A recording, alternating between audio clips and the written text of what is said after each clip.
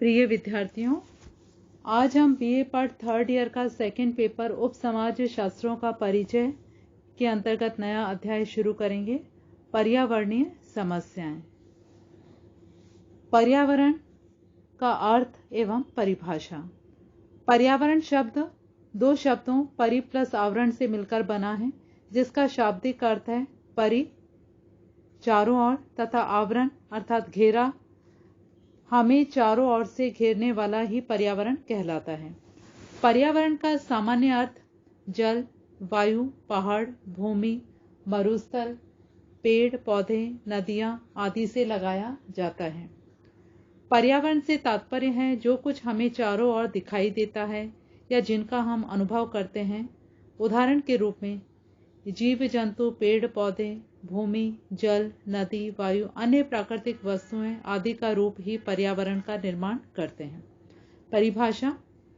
E.J. Ross की मान्यता है कि पर्यावरण एक बाह्य शक्ति है जो हमें प्रभावित करती है।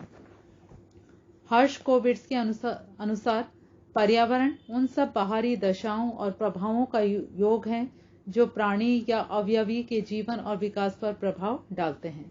प्रदूषण का अर्थ पर्यावरण के विभिन्न घटकों जल, थल, नभ, वायु आदि में ऐसा परिवर्तन जो कि इन घटकों के भौतिक, रासायनिक, जैविक गुणों में परिवर्तन करे प्रदूषण कहलाता है। प्रदूषण को निम्न उदाहरण से समझा जा सकता है। जल में गंदगी, सूक्ष्म जीवाणुओं या मैलापन आदि का प्रवेश जल प्रदूषण कहलाएगा। इसी प्रकार से वायु में अनेक प्रकार की गैसों का प्रवेश वायु प्रदूषण कहलाएगा। भूमि में भांति भांति के रासायनिक पदार्थों का प्रवेश तथा उससे भूमि की गुणवत्ता में अवनति का होना भूमि प्रदूषण कहलाएगा। इस स्तर पर निम्नलिखित प्रदूषण हैं। नंबर 1, स्थानीय स्तर पर प्रदूषण। जल प्रदूषण, शुद्ध पेयजल का अभाव, गंदे पानी के जमा होने तथा निकास की व्यवस्था का अभाव, रुके हुए पानी में मक्खी मच्छरों की वृद्धि, गांव तथा नगरों के प्रतिदिन के कूड़ा कचरा का जमाव, सफाई का अभाव, लकड़ी के चूल्हे से पैदा हुए धुएं से घरों में वायु प्रदूषण जिसका विशेष रूप से बच्चों और स्त्रियों के स्वास्थ्य पर बुरा प्रभाव, नगरों में वाहनों से उत्पन्न वायु एवं ध्वनि प्रदूषण आदि है। नंबर 2, राष्ट्रीय स्तर पर प्रदूषण। इस स्तर पर भी अनेक प्रकार के प्रदूषण देखे जा सकते हैं, जैसे नदी प्रदूषण, मिट्टी का कटाव, मिट्टी में लवणता एवं क्षारीयता में वृद्धि, प्रदूषण फैलाने वाले उद्योग, विशेष रूप से रासायनिक उद्योग, वृक्षों का नाश एवं मरुस्थलीय आदि। इस स्तर के प्रदूषणों का प्रभाव स्थानीय एवं अंतर्राष्ट्रीय स्तरों के प्रदूषणों में वृद्धि करने पर भी पड़ता है। नंबर 3, भूमंडलीय पर्यावरणीय प्रदूषण। प्रथम, वायुमंडल में ग्रीन हाउस गैसों के जमा होने से भूमंडल में उष्णीकरण की समस्या उत्पन्न हो रही है। ग्रीन हाउस उष्णीकरण के बढ़ने का प्रमुख कारण वायुमंडल में कार्बन डाइऑक्साइड की वृद्धि होना है। उष्णीकरण से जलवायु में परिवर्तन आता है और वह पर्यावरण को प्रभावित करता है। सेकंड पॉइंट, भूमंडलीय स्तर के प्रदूषण से ओजोन परत के ह्रास को लिया जाता है। ओजोन की परत के क्षय से सूर्य की अल्ट्रावायलेट रेडिएशन में वृद्धि हो जाती है। यह चर्म कैंसर में वृद्धि पैदा करता है, आंखों में कैटरेक्ट की बीमारी में भी वृद्धि करता है।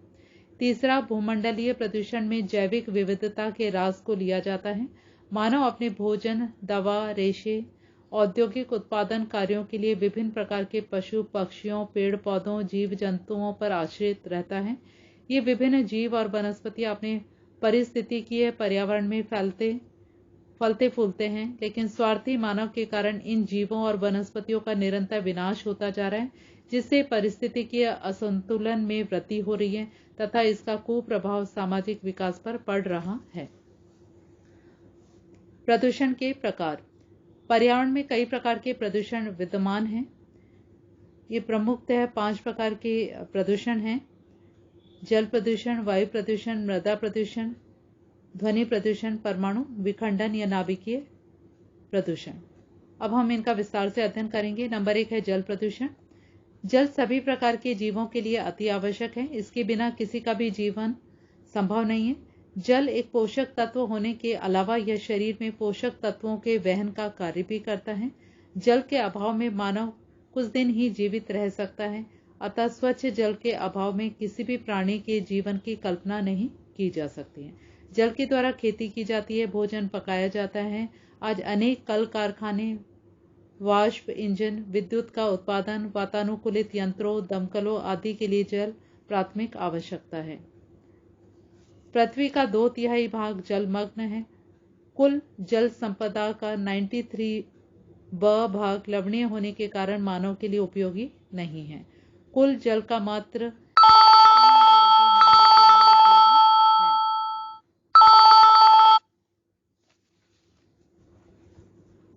जल के स्रोत। जल के प्रमुख 2 स्रोत हैं। नंबर 1 है धरातलीय स्रोत, नंबर 2 है भूमि स्रोत। धरातलीय स्रोतों के अंतर्गत नदियां, तालाब, धाराएं, झीलें, विभिन्न संचित वर्षा का जल गिने जाते हैं। भूमि स्रोत के अंतर्गत कुएं, झरने, स्पंदन गैलरियां, सरंध्र, नल गैलरियां आदि आते हैं। धरातल या सतही जल स्रोत ही प्रदूषित होते हैं। जल प्रदूषण की परिभाषा एवं अर्थ। गिलपिन ने जल प्रदूषण की निम्न परिभाषा दी है। मानव क्रियाओं के फलस्वरूप जल के रासायनिक, भौतिक तथा जैविक गुणों में लाया गया परिवर्तन जल प्रदूषण कहलाता है। ऐसा जल स्वास्थ्य के लिए हानिकारक होने के कारण अनुपयोगी हो जाता है। जल प्रदूषण के कारण। जल प्रदूषण के प्रमुख कारणों में पहला है मानव के दैनिक कार्य जैसे नहाना, कपड़े धोना, भोजन पकाना, बर्तन साफ करना, अनचाहे स्थानों जैसे पानी के स्रोतों के पास मल मूत्र विसर्जन करना तथा सीवरेज नदियों का शुद्ध जल में छोड़ना आदि। दूसरा औद्योगिक अपशिष्ट है। बड़े बड़े उद्योगों में उपयोग के लिए जल में विभिन्न प्रकार के लवण, अम्ल, क्षार, गैसें एवं रसायन घुल जाते हैं। ये औद्योगिक केंद्रों से नदी, तालाब, झील या अन्य जल स्रोतों में प्रवाहित कर दिए जाते हैं। इस प्रकार औद्योगिकरण जल प्रदूषण का प्रमुख कारण बन गया है। कृषि रसायन, कीटनाशी रसायन, अपमार्जक, डिटर्जेंट, खनिज तेल आदि जल प्रदूषण के प्रमुख कारण हैं। जल के प्रमुख प्रदूषक एवं दुष्प्रभाव। जल में अनेक प्रदूषक विद्यमान होते हैं जो जीवों के लिए हानिकारक होते हैं। ये प्रदूषक जब एक निश्चित मात्रा से अधिक जल में विद्यमान होते हैं तो वे जीव जंतुओं पर हानिकारक प्रभाव डालते हैं। इनमें प्रमुख हानिकारक प्रदूषक फ्लोराइड, सीसा, लेड, पारा, फिनॉल आदि हैं। इनके जल में अधिक मात्रा होने पर फ्लोराइड से दांतों का पीला पड़ना, हड्डियों का कमजोर होना, सीसा, लेड से जिगर और गुर्दे खराब होना, हीमोग्लोबिन की कमी आदि। प्रदूषित जल मानव जाति, समुद्री एवं जलीय जीवों को हानि पहुंचाता है। समुद्रों में परमाणु परीक्षण करने से जल में नाभिकीय कण मिल जाते हैं। इससे समुद्री जीव एवं वनस्पतियां नष्ट हो जाती है। प्रदूषित जल से फीता कृमि और गोल कृमि मानव शरीर में प्रवेश कर जाते हैं। इससे व्यक्ति बीमार पड़ जाता है। भारत में जल प्रदूषण की स्थिति अति गंभीर एवं शोचनीय है। जल प्रदूषण के नियंत्रण के उपाय। नंबर 1 है नदी, तालाब, कुएं इत्यादि पेयजल के स्रोतों के पास दीवार बनाकर उन्हें गंदगी से सुरक्षित किया जाए। नेक्स्ट पॉइंट, विभिन्न प्रकार के दूषित एवं मलिन जल को संशोधन संयंत्रों द्वारा उपचारित करने के बाद नदियों एवं तालाबों में डाला जाए। नेक्स्ट पॉइंट, कुओं में, नदियों, तालाबों के पास कपड़े धोने, नहाने आदि पर प्रतिबंध लगाया जाए। अंतर्राष्ट्रीय स्तर पर समुद्रों में परमाणु परीक्षणों पर रोक लगाई जाए। नंबर 2 है वायु प्रदूषण। वायु प्रदूषण की परिभाषा। विश्व स्वास्थ्य संगठन ने वायु प्रदूषण की परिभाषा इस प्रकार से दी है।